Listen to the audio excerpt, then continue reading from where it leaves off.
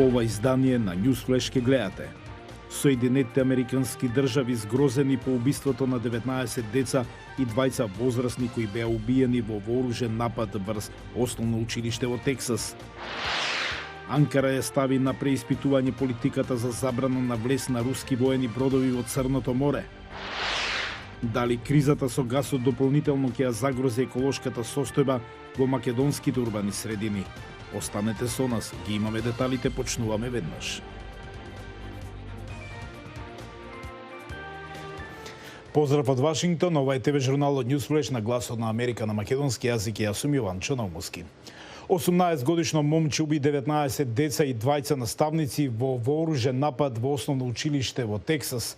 Тој прво ја застрелал својата баба, а потоа влегол во училиштето и пукал во учениците пред да биде убиен од органите на редот.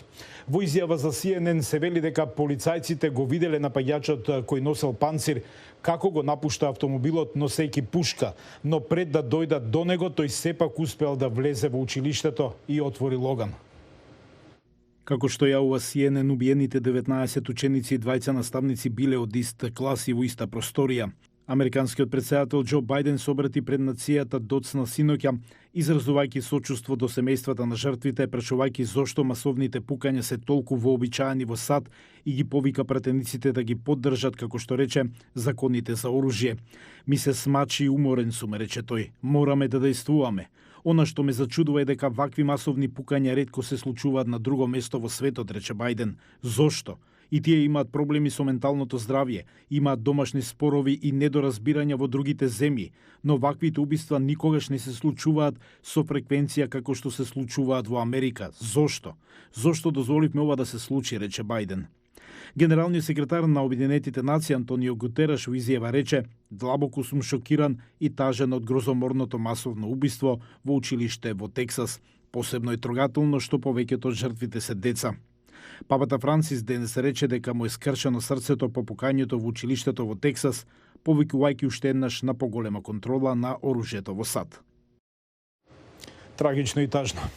Анкара ја преиспитува одлуката за забрана за влез на руски воени бродови во Црното море. Аналитичарите сугерираат дека конфликтот во Украина ја менува рамнотежата на силите во турско-руските односи.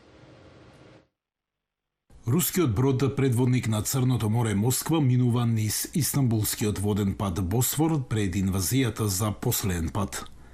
Москва не беше единствениот руски воен брод што го загубија руските сили. Секоја замена на уништените бродови мора да помине низ водите под турска контрола. Но Турција сериозно го ограничува пристапот на руските воени бродови до Црното море според меѓународната конвенција Монтре. Турција ги затвори турските тесници, Дарданелите и Босфор за транзит на руската морнарица. Само бродовите што припаѓаат на Црноморската флота може да ги користат, да се враќаат во нивните матични бази и да транзитираат. Бидејќи не може да носат нови бродови, тие мора да ги користат нивните стари резерви во Црното море за кампањата во Украина. Нападот на Русија врз Украина е отежнат и со беспилотни летала од турско производство, но Москва се воздржува да ја критикува Анкара. Портпаролот на Кремљ Димитри Песков неодамна рече дека односите со Турција се одлични. Минатата недела турскиот претседател Речеп Тајип Ердоган разговараше телефонски со неговиот руски колега Владимир Путин како дел од неговите посреднички напори. Аналитичарите сугерираат дека турското одбивање да ги спроведе западните санкции против Русија е една од причините зошто Москва е предпазлива да не ја вознемири Анкара. Русија можеби не сака да изолира Турција како потенцијален посредник и како една од ретките преостанати земји кои се подготвени да работат со Русија на еден вид рамноправна основа среде сите санкции и антируски чувства. Русија во минатото го користеше своето воено присуство во Сирија како адут на Турција, заканувајќи се дека ќе започне нов екзодус на бегалци во Турција.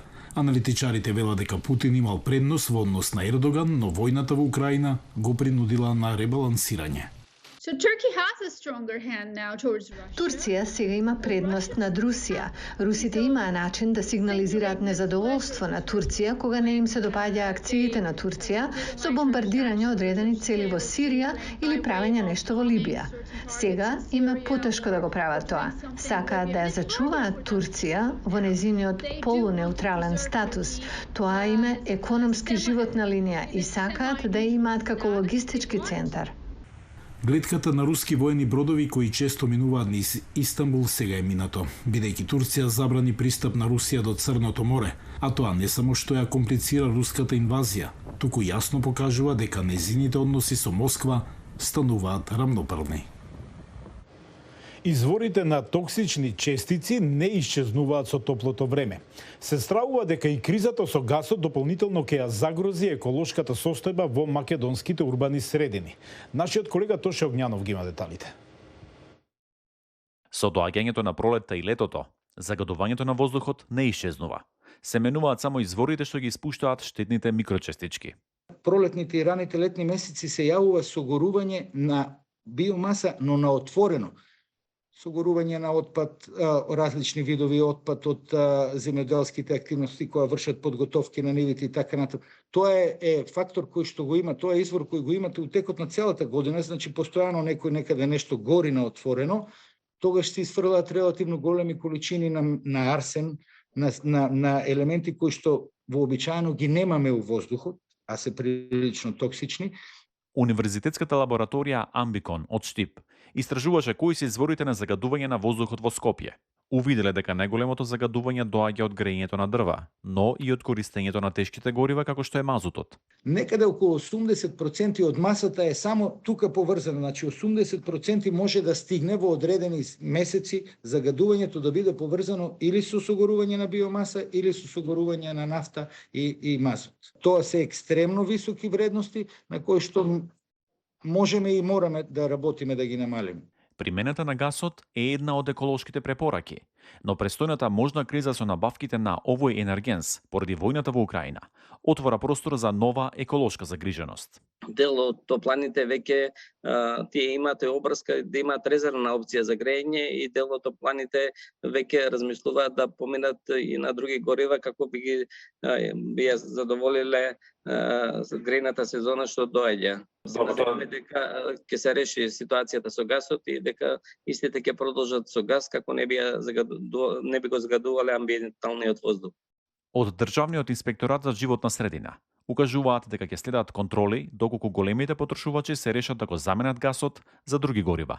Доколку ја немаат во интегрираната дозвола не е предвидено користење на друго гориво, треба да си обезбедат и дополнителна опција, значи да си добијат дополнителни дозволи, но инспекторатот согласно дозволите ќе побара истите да прават мерења согласно интензитетот што е предвиден во дозволите. Истражувачите велат дека откривањето на изворите за загадувањето ќе помогне да се надмине проблемот. Не може да донесеме мерки или да зборуваме за загадувањето само во текот на зимските месеци кога се црвено, а потоа од пролетта до некаде наредната грејна сезона да не планираме или да не правиме. Но додаваат дека голем недостаток е тоа што нема доволно анализи и за другите градови во државата. Многу често сме изненадени со концентрации, високи концентрации од Тетово до Струмица, иако, например, не ни е баш најасно кои се причините, дефинитивно треба да се направат дополнителни истражувања, секако и нашата лабораторија е спремна да учествува во такви истражувања и да помогнеме да се издвојат или јасно идентификуваат изворите за да може да примениме мерки да ги намалиме тие влијанија. Во низата извори за загадување се надоврзува и правот од градилиштата и од улиците. Од град Скопје велат дека ги контролираат местата со градежни активности, а почнале и со миење на поголемите сообраќајници. Градските власти додаваат дека ќе продолжат субвенциите за чистење оджаци, за инвертер клими, како и за велосипеди и тротинети. За Гласот на Америка, Тоше Огњанов. Го гледавте Ньюсфлеш на Гласот на Америка на македонски. Јас сум Иван Чановски од студиото во Вашингтон. Пријатно.